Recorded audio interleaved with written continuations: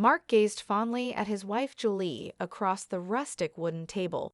He raised his glass of wine, the candlelight dancing in his eyes. "To 15 wonderful years together," he said softly. She smiled under the starry sky, clinking her glass against his, but uncertainty flickered in her eyes. The couple had arrived at the Mountain Ridge retreat just this morning, led by a counseling team promising to re-spark stale marriages. Surrounded by evergreens rustling in the light wind, Mark felt relaxed and more connected to Julie than he had in recent months. Maybe this weekend would bring them closer. "So," began Dave, one of their guides, as plates were cleared from dinner, "let's start opening up. What first drew you to your spouse?" As other couples shared playful stories in the lodge, Mark reached for Julie's hand, weaving his fingers between hers. But she placed both hands politely in her lap. When Mark first met Julie, he was drawn to her fierce intellect. They had bonded over conversations ranging from philosophy to current events during long workdays in the high-pressure finance world.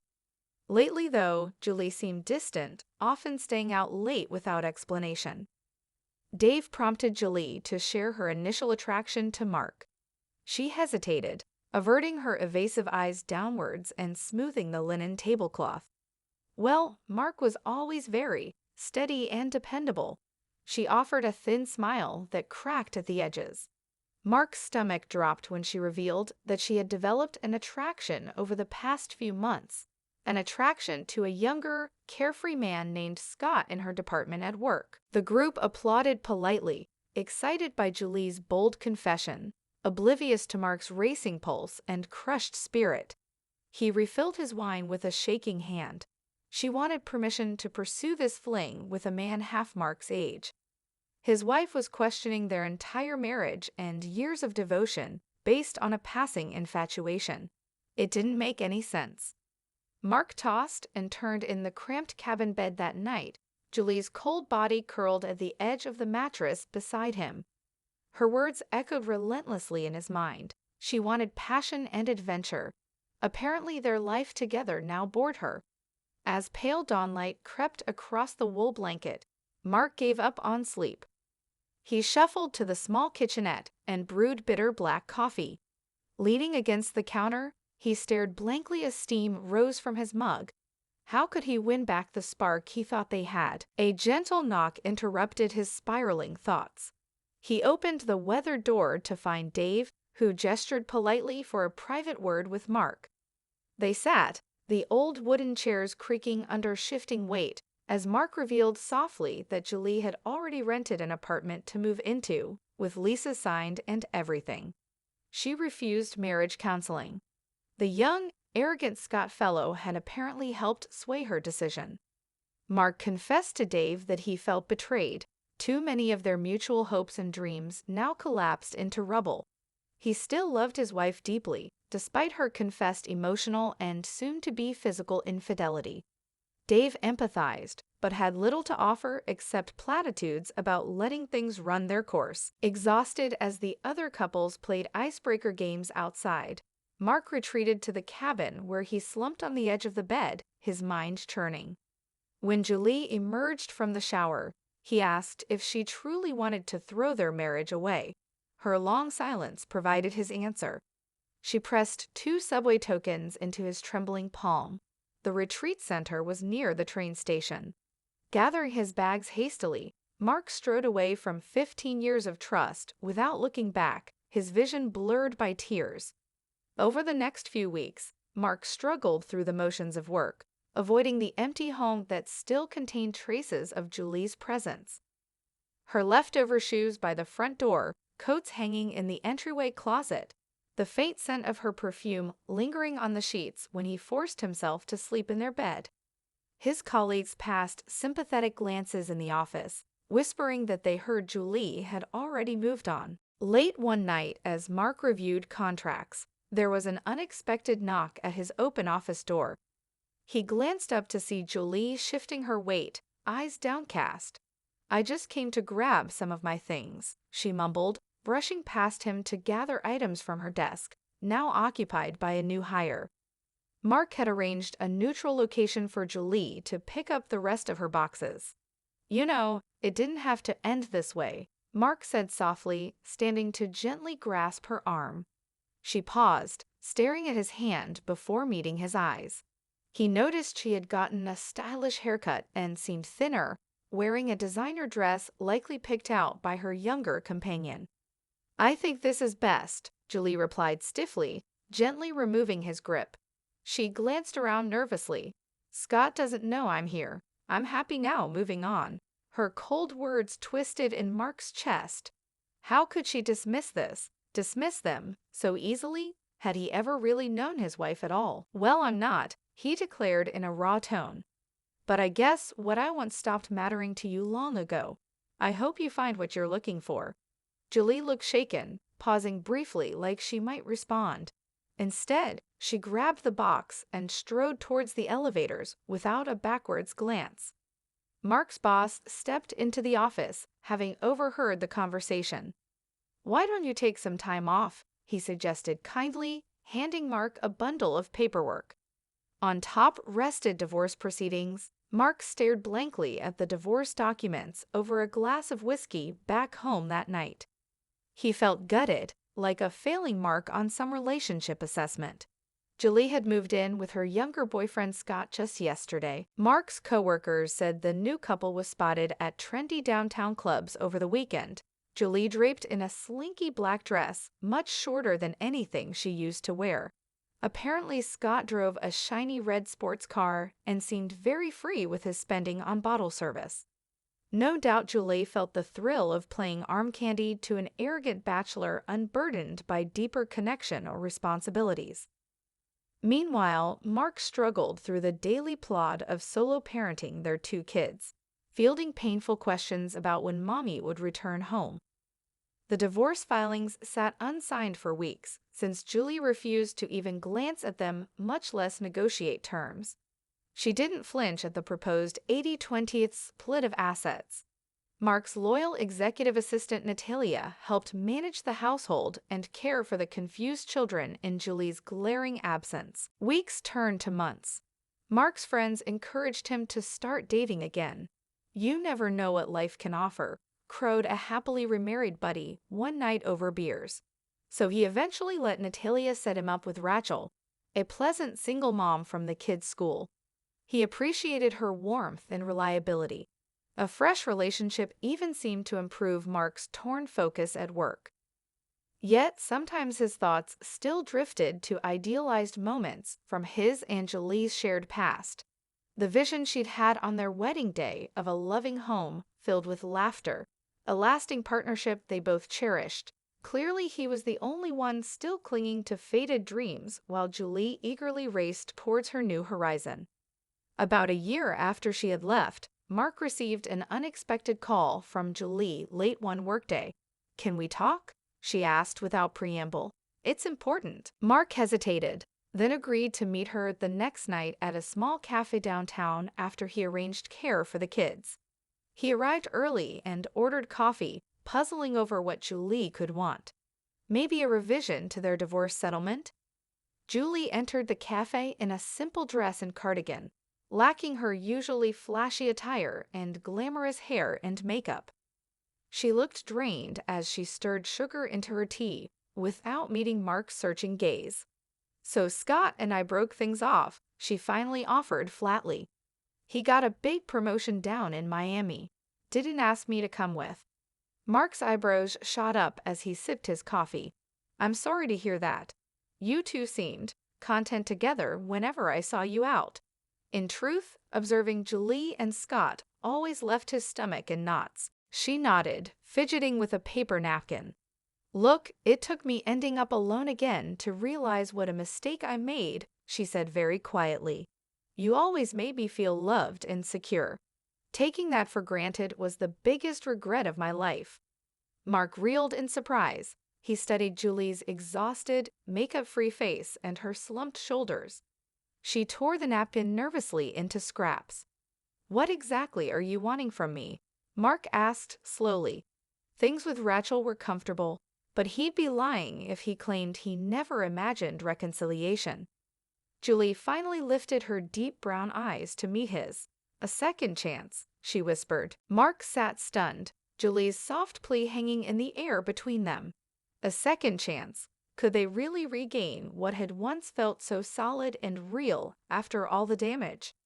I know I don't deserve it, Julie rushed on, taking his speechlessness for rejection. You gave me everything, and I threw it all away on a cheap affair. I was selfish. I was a damn fool. Her voice cracked as she admitted her mistakes through a sheen of tears. The café din provided a backdrop for Mark's racing thoughts. He had never expected Julie to resurface in his world, much less display remorse, and yet here she sat, makeup running, clearly grieving all she had callously squandered. Things are different now, Mark finally said. Julie's face fell at his grave tone. I've moved forward with my life. The kids are just starting to adjust. And it's not only them. I'm in a relationship too. Julie bit her trembling lip hard and looked away as she absorbed this. Wiping her eyes hastily, she began to slide out of the booth they shared. You're right, I shouldn't have just shown up like this. I won't bother you again. But Mark gently interrupted. If you're serious about fixing things, I'm open to meeting again, as friends. Maybe that could help provide the closure he had been missing. Actual friends though, Jules.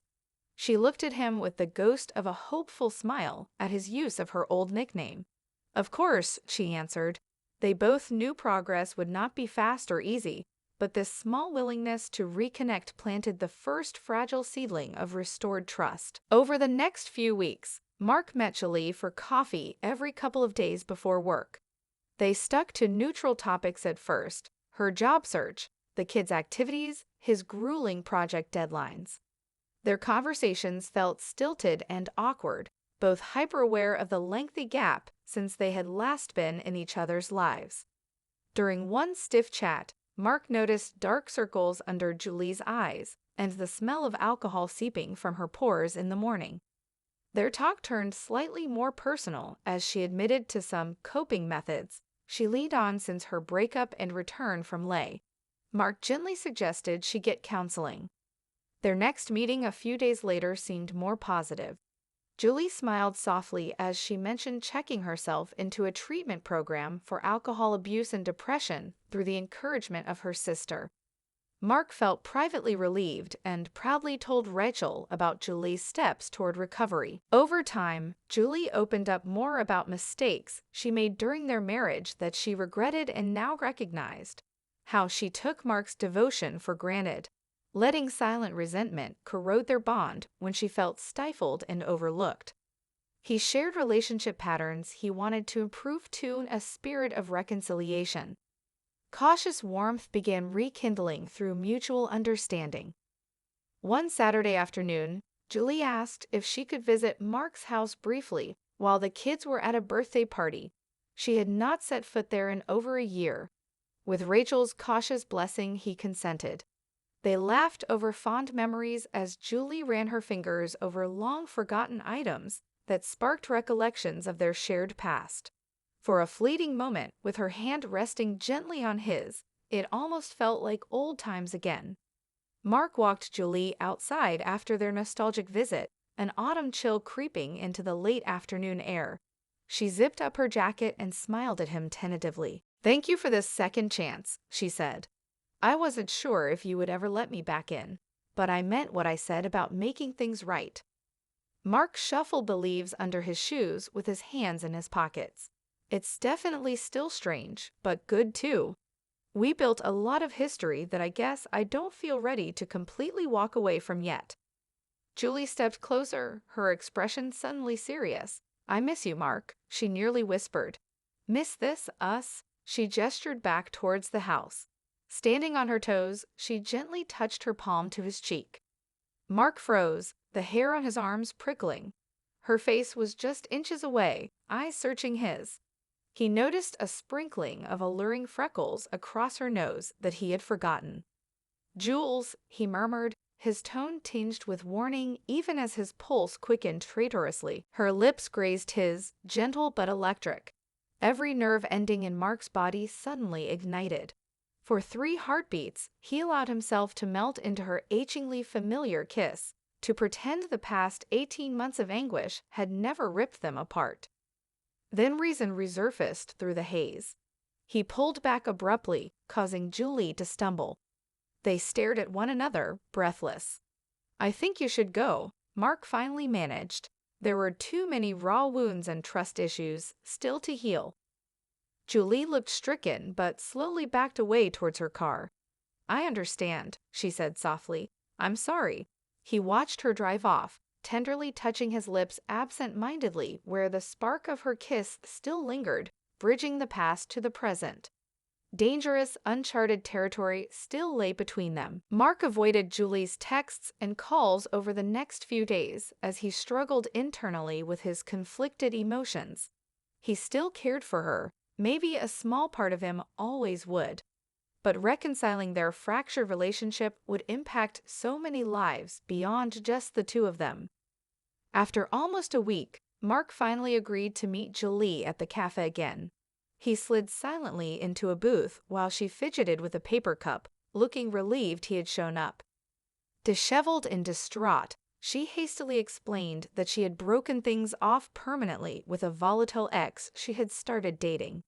"He's harassing me now that it's over," she confessed with eyes downcast. "I didn't know where else to go." As she described her toxic partner's behavior, Mark felt the stirrings of long-dormant protectiveness. He covered her hand gently with his own. "It's going to be okay. We can figure this out." Julie lifted her gaze with a trace of a grateful smile. Mark gave advice for minimizing contact, insisting she not return alone to gather her things from the ex's apartment. Late that week, Mark escorted Julie to retrieve her belongings. The man's verbal abuse prompted Mark to call security to intervene so they could leave safely. Julie apologized profusely for pulling him into more drama. "I don't deserve you looking out for me after everything," she said quietly. Mark just shook his head. "You're still important to me, Jules. I'm here if you need help." She squeezed his hand in response. Their ride back passed in oddly comfortable silence as city lights streaked by outside cold glass. Rachel called Mark after hearing through mutual friends his possible reconciliation with Julie. "I just want you to be sure," she said kindly. "I always sensed she still occupied part of your heart. Just don't ignore any lingering doubts, okay?" He appreciated her gracious understanding. As summer neared, Julie asked almost shyly if Mark would accompany her to her cousin's beachside wedding. Though she knew appearances with an ex could stir gossip, still, she hoped this signaled a fresh start for them both. The trip could help determine if those once-faded embers between them had truly reignited into lasting flames, or would gutter untenably for good. Standing on tiptoe to kiss Mark's cheek, Julie felt a spark of hope and promise that they were finally finding their way home again after so many seasons adrift. Over the next couple months, Mark felt himself growing closer to Julie again through more frequent meetings and long talks. She continued to lean on him for emotional support when she felt vulnerable or afraid. He couldn't deny their connection was resurfacing from beneath the rubble. Rachel gently confronted him one night at dinner about Julie re-entering his world. "I see how she still impacts you, Mark," Rachel said softly. "Maybe we should take a step back until you figure things out." Her calm maturity surprised him, but he recognized the wisdom in her suggestion. The holidays arrived shortly after. On Christmas Eve, Mark's doorbell rang unexpectedly to reveal Julie on the steps, smiling shyly. "I know you're spending it with the kids, but," she held out a small gift bag. "Friends exchange presents, right?" He chuckled and invited her inside. They all enjoyed hot cocoa and cookies together. After the kids went to bed, Mark and Julie stayed up late reminiscing by the Christmas tree's warm glow, her head coming to eventually rest affectionately on his shoulder. She pressed a soft kiss to his cheek before reluctantly leaving. On New Year's Eve, Mark again found Julie at his front door dressed elegantly. "I was supposed to meet someone," she admitted, "but I left the party early. Didn't feel right." She downcast her eyes. Any chance your evening allows a friend in need of company? Mark gently drew her inside without hesitation. As midnight approached, they found themselves alone as snow fell softly beyond the windows. Julie ran a nervous hand through her hair. A fresh start deserves celebrating, she murmured, gazing at Mark. When she kissed him tentatively, he didn't pull away this time, but pulled her close, the clock striking 12 in the distance. The kiss lingered sweetly until Julie slowly withdrew, searching Mark's eyes. "I'm sorry," she whispered. "That wasn't fair to you. I know we said we'd take this slow." Mark brushed gentle fingers along her cheek. "I've missed you too, Jules," he admitted quietly. They stood silently in the glow of twinkling lights as the implications sank in. Were they ready to truly reconnect? Over the next few weeks, Julie accompanied Mark to the kids' basketball games and art shows, laughing together like old times. She even attended a few work functions as his plus one with his colleagues' blessing. One breezy Saturday picnic in the park felt almost like a real family again. To celebrate spring's arrival, they spent the afternoon flying kites and blowing bubbles, Julie helping Mark's daughter craft daisy crowns while his son proudly showed off playground skills. Their eyes met occasionally over the sun-drenched grass, hands brushing as cautious affection bloomed. Rachel called Mark after hearing through mutual friends his possible reconciliation with Julie. "I just want you to be sure," she said kindly. "I always sensed she still occupied part of your heart. Just don't ignore any lingering doubts, okay?" He appreciated her gracious understanding. As summer neared, Julie asked almost shyly if Mark would accompany her to her cousin's beachside wedding, though she knew appearances with an ex could stir gossip. Still, she hoped this signaled a fresh start for them both. The trip could help determine if those once faded embers between them had truly reignited into lasting flames, or would gutter untenably for good. Standing on tiptoe to kiss Mark's cheek, Julie felt a spark of hope and promise that they were finally finding their way home again after so many seasons adrift.